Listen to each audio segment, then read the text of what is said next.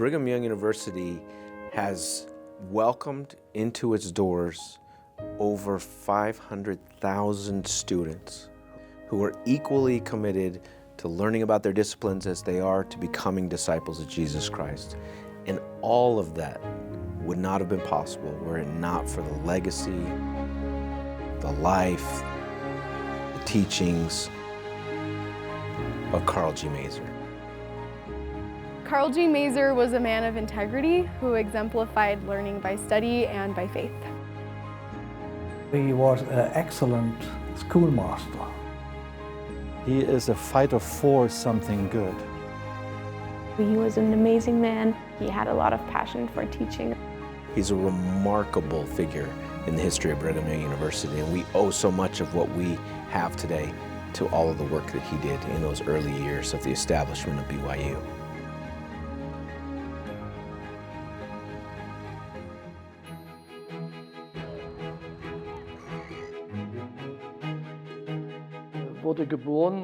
He was born on the 16th of January in 1828.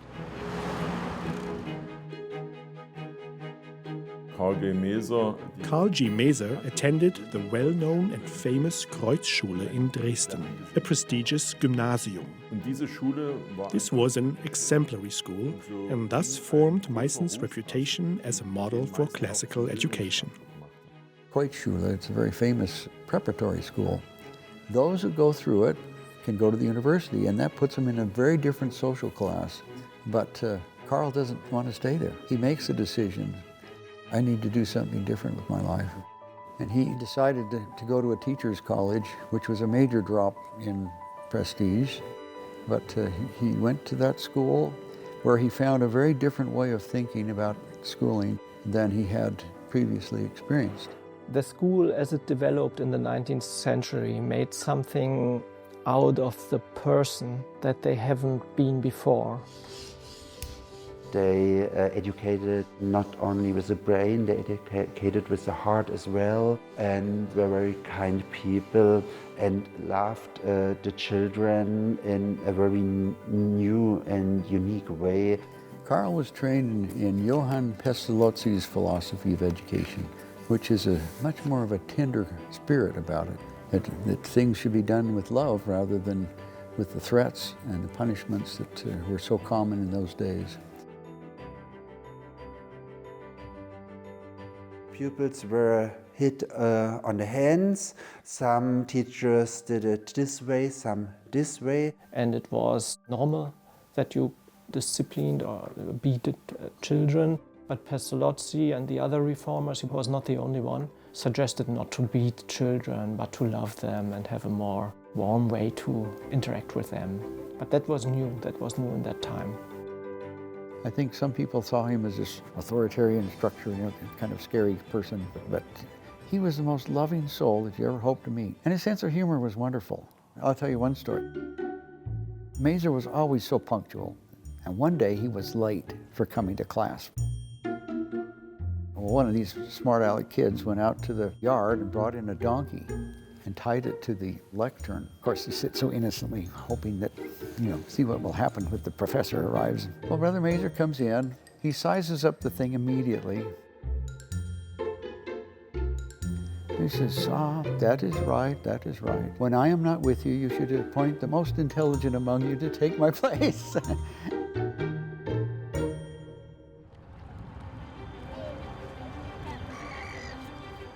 There were few chances for women in the 19th century to develop and to get jobs. Brother Maeser felt that women should have as much education as the men, and it ought to be the very best. And they ought to be used in every aspect of the school. The very fact that they'd be invited to participate was kind of unusual for a lot of schools. He was a real radical in his way to think about things.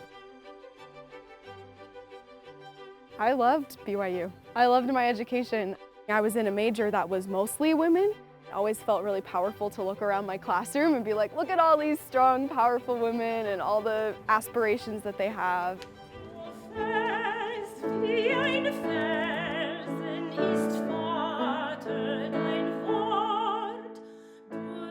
When Maeser first encountered something related to the Church of Jesus Christ, it was actually a pamphlet that ridiculed the teachings of the Church of Jesus Christ. And Karl read through it, but he knew the spirit of it that was wrong. He really wanted to find out about this church. But there were no missionaries allowed in Saxony at the time. He finds the address of the mission home in Denmark, and he writes a letter to them saying, hey, I'm interested. And they have this flurry of correspondence. And Karl actually is converted before he meets a Mormon.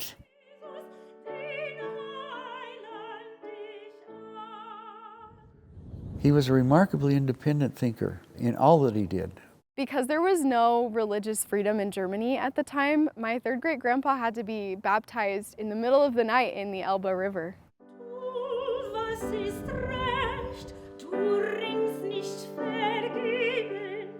He was one of the first members in Germany itself and in my entire family. I'm pretty proud to be a member of that family and to be able to look back and also have the wish to be as strong as they were back then.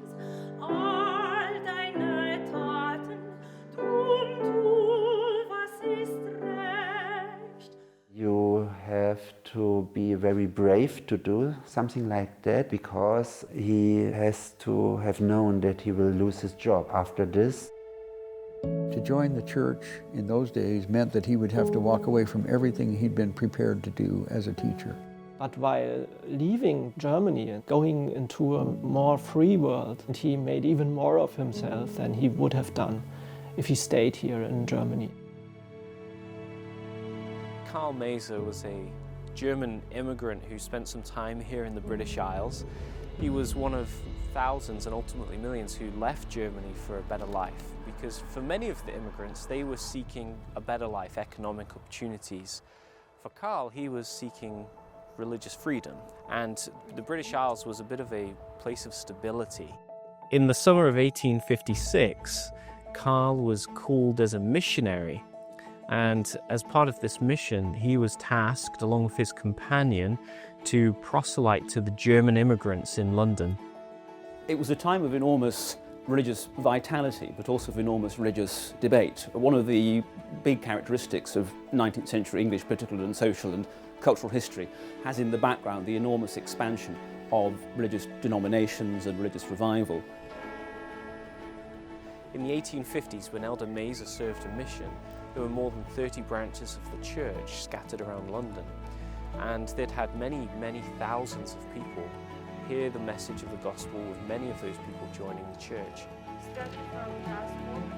There is a large percentage of the church membership today that can trace at least one ancestor to someone who joined the church in England and somewhere in the British Isles. It's a wonderful story of an immigrant community, of an immigrant Latter-day Saint who was able to spread the gospel amongst those from his fellow land in a land that was foreign to them. Well, I think in many ways, Karl G. Maeser is sort of the superlative international figure himself in education. Brigham Young tells him, I have another mission for you. We're starting a school in Provo, Utah, and we want you to be the principal. Trained in Germany himself, and then the time he spent in England, and then eventually in the United States. And I think all of those experiences kind of made him the educator that he eventually became. There was a lot of talk in the 19th century about truth and about light. And so for Elder Maeser, the strong connection and relationship between studies in the secular sense and studying the scriptures and gospel truths would have had a close relationship. BYU is a great opportunity to balance school and the gospel. And I think it's so cool that we can go to an institution that helps us on our discipleship, but it also helps us to become more intelligent and to work hard and to learn things that are important for life. When I was studying at BYU, I worked in the Harrowbilly Library, and that was a quote on the wall, Doctrine and Covenants 88, that talks about learning. You have to learn and study, but also spiritual and by faith. I think BYU brings both of them together. You can't do one without the other. I love that principle, and it has helped me so much. I love that we incorporate faith and academics at BYU, because Honestly, knowledge is the only thing that we can take with us, right, when we pass away. Knowledge is one of the wonderful Christ-like attributes that missionaries and all of us are so eager to obtain. And as we understand that in our education and our desire to gain knowledge, that really helps to buoy us up even those times when we feel discouraged by our own abilities or we feel disappointed in outcome of our educational attempts. There were certain challenges, of course, that Elder Maeser faced. I think there was certainly a lot of disparagement and scepticism towards new religious groups on the part of established religions, in particular the Church of England. Trying to find places to preach was quite difficult. There was organized opposition. There were people who'd left the church, and in some of the meetings that Elder Maeser was at, apostates would try and disturb the meetings and try and disrupt the work of the saints. I don't think I've ever seen this. I think that London mission was quite hard for him, quite a struggle for him. It was an adjustment, right, to learn that, well, when I'm going to serve the Lord, I'm going to do whatever has to be done. The most important thing is what the Lord asks me to do. There's been a lot of hardships and trials that I've had to face on my mission. Being on my mission has helped me to really come closer to Jesus Christ and to feel like I'm walking in the shoes of those early pioneer missionaries that first came to England to share the gospel, like Heber C. Kimball and Karl G. Maeser. When I hear those things about Maeser, I think of the intent behind why he did all those things. It must have been very hard, and I come to the conclusion that he had a high love for God, and that's what motivated him to push through all those things. I feel like when we understand that all things are spiritual to the Lord, that can give us hope and greater understanding. In early May 1857, the idea of Elder Maeser heading over to Zion or to North America to join with the saints in Utah was discussed. Now, the means of emigration were beyond him. They, as leaders and as members and as branches, wanted to thank Elder Maeser for all the work that he had done, and so they offered to pay for him to go. The British saints had made it possible for them to get there, but in that process they had sacrificed themselves. This little baby that was born, they named him Karl Franklin Gustav Maeser. He actually passed away as they pulled into port in Philadelphia on the 4th of July. That one has got to be one of the hardest experiences for them, but can you imagine? You get off the boat carrying a little baby in a homemade coffin while they're celebrating the 4th of July in Philadelphia. They would eventually then make their way to Utah, where they could be sealed as a family and have the surety and the knowledge of an eternal family. What you see is a man who's got an independent spirit, who is willing to do what the Lord wants him to do. And he does that his whole life. Even though leaving Germany was such a huge sacrifice for him, it ultimately ended up being a huge blessing because he was able to use his faith and education to create such an amazing legacy. If one now regards the Brigham Young University with its many thousand students and everything that is part of the university, it began with the commission of Karl G. Maeser. Such a critical part of BYU's mission is this combination of study and faith, of being intellectually enlarging and spiritually strengthening. And I think the reason we approach it that way is because these are things that are not mutually exclusive. Brigham Young put it in a pretty terse kind of way. He said, "Brother Maeser, you ought not to teach even the alphabet or the multiplication tables without the Spirit of God. That is all. God bless you. Goodbye." He took very seriously the idea that, yes, everything that we do should be done by the Spirit. I think in every life, like with Karl G. Maeser, you think you know the route you're destined to take, and then it takes some very surprising detours, but those things can be divinely driven. And I suspect that was rather what Maeser felt when he received his call, that it was not what he had anticipated, but probably recognized that that was where he was supposed to be right then, doing what he was supposed to be doing right then. He did not do the thing that was just convenient or practical at the time. He stuck to his guns. He stuck to what he believed was right, whether that was easy or whether that was hard. One of the things that happened in the early stages of Brigham Young University's founding is that we had a building and they'd worked hard to marshal all the resources, the money to build this building. And right as they were getting to this stage of feeling like, okay, we now have a place that we can call Brigham Young University, they were devastated to find out that in fact a fire had ravaged the building.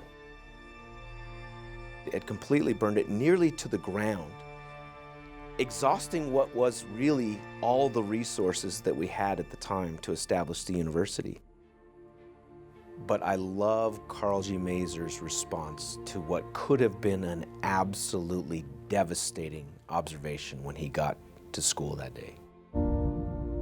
He said, "It's only a building. Brigham Young University isn't about the buildings that you see all around here. It's about the people. It's about their commitment to our dual heritage of spiritually strengthening and intellectually enlarging." It was this blend of taking what he had learned and understanding the divine direction that was being given to him to establish an institution. And that blend is what BYU continues to do today. To be able to receive, quite frankly, a world-class education, but have it rooted in the gospel of Jesus Christ was just so precious to me, even now. It's definitely against the grain, and I always appreciate people who stand for what's right, despite what's going on around them, especially if it's something that seems to be ahead of their time. He's just following the Savior's example. All of it must be Spirit-guided and Spirit-inspired. I can study, I can teach, I can learn, I can research, I can do all those things. But without faith, without that other element, without the Lord on my side, again, this is never going to be enough. Why should we know him? Why should we think about him? Why should we remember him? I think fundamentally it comes down to one simple thing. Each of us, regardless if we are a convert of the church or we are a pioneer of the church, we inherit a spiritual legacy. And we are in the church enjoying the benefits of what the church is today because of the efforts and sacrifices of others. I definitely feel a sense of responsibility with the name Maeser. Every person that I know that are descendants of Karl, they all have a strong sense of loyalty to their family and also a strong sense of integrity to their word. The message to me, that legacy to me is that I have a role to play. And it may not be as important or as big as the role that he played, but I'm born at a certain time in a certain place, and I have a certain mission to accomplish. And like him, I don't know what that is. But I just try to live my life with integrity and purpose and honesty and hope that things will work out like they did for him. In my experience at BYU, having the Spirit with me as I learn and take these classes has been so important and monumental. Maeser would say that the highest motive for learning is spirituality. You do things because you have a sense of mission. And when you do that, that's much more powerful than anything else you could give them. Karl G. Maeser understood that the education of the whole person was the center of what an education should be. BYU continues that legacy, and it does so through an understanding that students benefit most when they're exposed to the truths of the restored gospel of Jesus Christ and the best that academia has to share with them, the best that the research of all of the disciplines has brought to bear. BYU does a really good job at combining the faith with the academic part. All of that started because Maeser, he had a dream of a place where we could become disciples of Christ. We can read the scriptures, we can learn how to pray, while also just building a community of learning. It more lifts me up when I do my religion classes, as well as just even in accounting. We're talking about Jesus before we learn about accounting. That's so cool. It just reminds me that yes, even accounting can apply to the gospel, and we can be thankful to the Lord for helping us with accounting. We can feel free to express our beliefs and we're not persecuted because of it. The most important thing, I think, is to recognize within our students that these are my fellow brothers and sisters, fellow children of God. And if I don't recognize that about the students I meet and learn to love and teach, I've missed the central, most important mission of any teacher. When you read about those who had the opportunity to be taught by him, they loved him. They saw what he did for them, and he challenged them, and he expected a lot from them. They felt a one-on-one almost relationship with him. He helped those that he taught see their potential, to get a glimpse of what they could accomplish as they worked and exercised faith in Christ. He's amazing, and you can still feel him in this great university of Brigham Young. He had had a dream where he had seen all the young people of the world, different races, different nationalities. He had seen Temple Hill, where BYU's campus is built, and it was full of buildings, temples of learning, he called them, and people from all nationalities, all countries, young people, had come to learn there. And he said, that's what I've got to do, that's the mission in my life. Even though he literally had a vision of what BYU would be, there's no way he could have a vision of what BYU would be. There's no way he could understand what a modern university would be in a modern community, in a modern church. The spiritual legacy of Karl Maeser, I think without a shadow of a doubt, can be found in what is now known as Brigham Young University. And his efforts and his sacrifices have reverberated and affected perhaps every country on this earth. I think the word that would describe my feelings is grateful for Karl Maeser. I was not born in America, and I still was affected and impacted by what he did. Karl G. Maeser established a pattern of excellence, and that is a pattern that has continued. We're eternally grateful to Karl G. Maeser and the legacy he's left this university. It really is a privilege and an opportunity to have an education and to have people see that and give their all for it. And so I think we definitely need to acknowledge Maeser for all that he did for us and his legacy. Today we can look at Brigham Young University and we can look at Karl Maeser and realize just how profound a change we can bring into the world when we remain focused on the glory of God and when we put our whole life into the work of the Lord. I think and reflect on Karl Maeser with great gratitude that this young man made the choices that he did and that he could bless the world in the ways that he has. The question that I wrestle with as a 14th president of Brigham Young University is how do we today carry on the legacy that Karl G. Maeser left this university, that aura of excellence. I hope that all of our students leave with a clear understanding of who they are.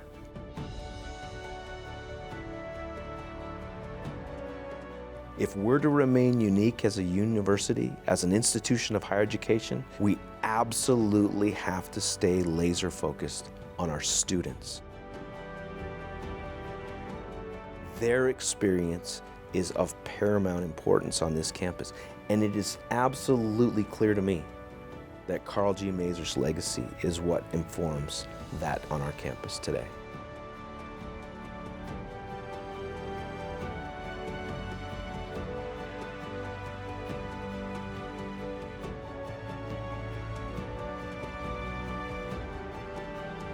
I think it's very clear that he was a man of conviction, a man of intelligence, a man of understanding, but fundamentally he was a man of faith.